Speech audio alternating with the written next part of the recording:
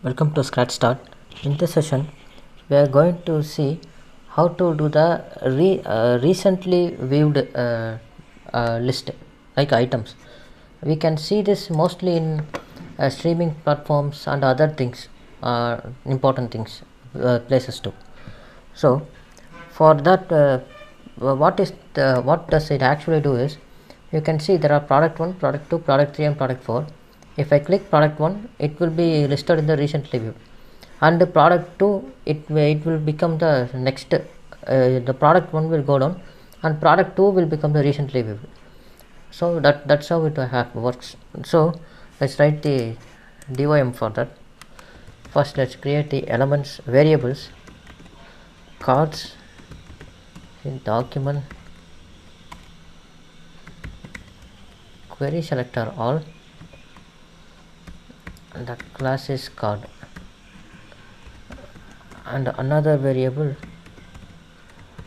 recent list, selected by document, get element by id, the id is recent list. Initial, we are going to do the same initial process like we did in the to-do process, to-do list task.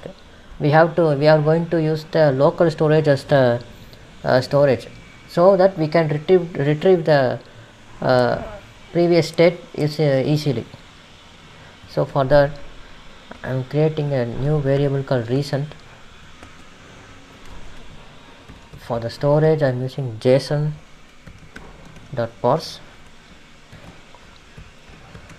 local storage and use the method get item from the recent. And for safety purposes, I am creating an empty string, empty array. And to save this progress, I am creating a function called save. Inside that function, I am using this local storage and set the item to recent, and the key is recent and the value is json.stringify the recent value. That's all. Now we write the brain of this, that is the rendering part. This render is going to display the list. So for that I am creating a function called render. Inside that render, I am selecting the recent list and making this inner HTML to empty string, so that the array does not repeat each time. And then from the recent,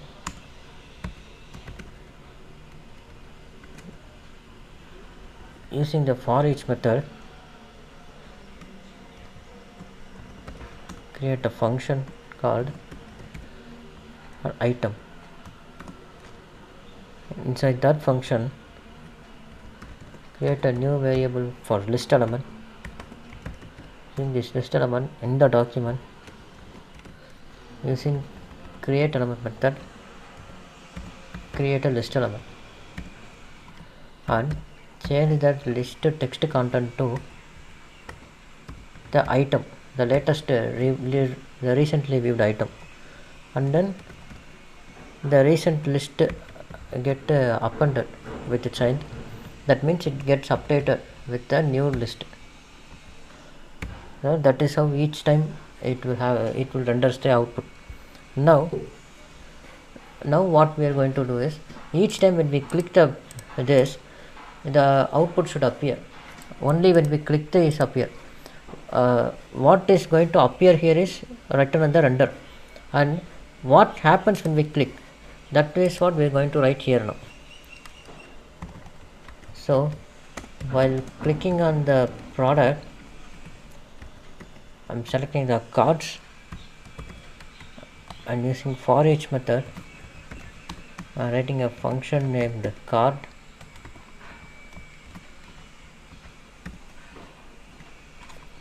inside that card I'm giving card and add event listener. The event is click. Inside that I'm writing a function.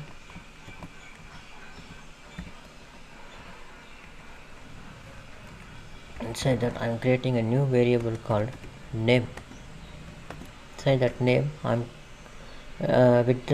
writing card data set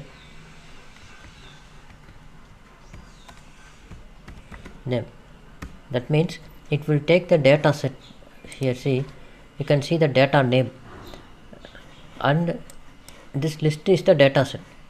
So it will match each data set under the data name. We have to remove the product name if it already exists in that.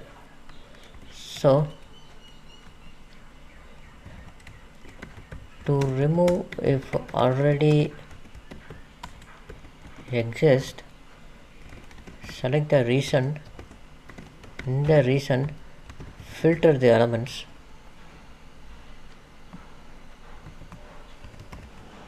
Using the function. In the function item,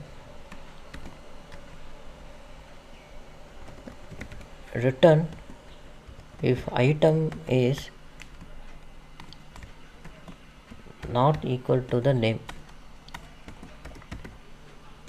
That means, as I already said, only when this data name and the data item both are equal, the same name, it will get listed in the recently viewed section list, in this list.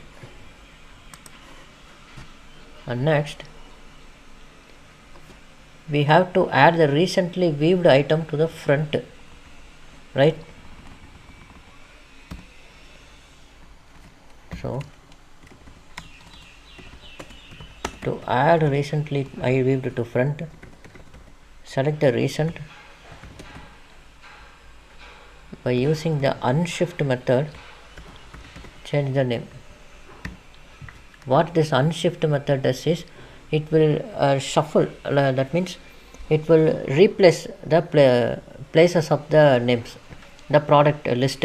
That means the list position indexes will be shifted. That's what it will do. It does. Now limit the list to 5 items. That means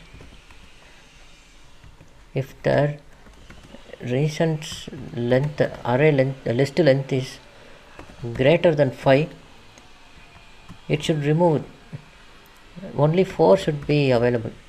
Only 4 values should be present. So I'm using pop method. I'm removing the final last list element, and after that we need to save the element and render the element.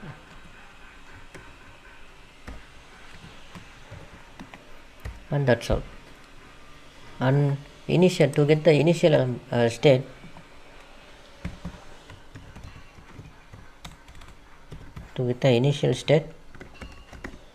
I'm using the render, so it will give the initial state. That is, this is what you view on the browser now. It is the initial state. So when I reload, everything is there. So when I click 1 will become the recently viewed 1. When I click 2 becomes the recently viewed. This 2 will get unshifted and comes to the product 1 index. See, it is getting replaced. Now product 3, it is recently viewed, and product 4, it is recently viewed. So it even we click different, it will get replaced again and again. The same sequence happens. It will go on. So that is how we do this particular task. In this particular task, the arrays in the history will behave like a stack behavior. It will behave like a stack. It is mostly used as a user behavior tracking systems too. For example, in Amazon Prime, if you watch any movies or anything, your history will be stored in their database, and that database is used to give you the recommendations. And also from the recently viewed, you can continue wherever you left the movie or series or anything. So that is why for that purpose it is used. It is mainly there right with some other frameworks or any libraries, but I am writing this with only pure JavaScript in vanilla framework, so that we can understand how the raw JavaScript without any frameworks or libraries, how this JavaScript works. That is the main goal I am trying to achieve in this current series, to understand JavaScript clearly. That's all. And yeah, that is it for today's session, and I will meet you guys in the next session. Consider liking, subscribing and sharing, and I will meet you guys in the next session. Thank you. Have a nice day.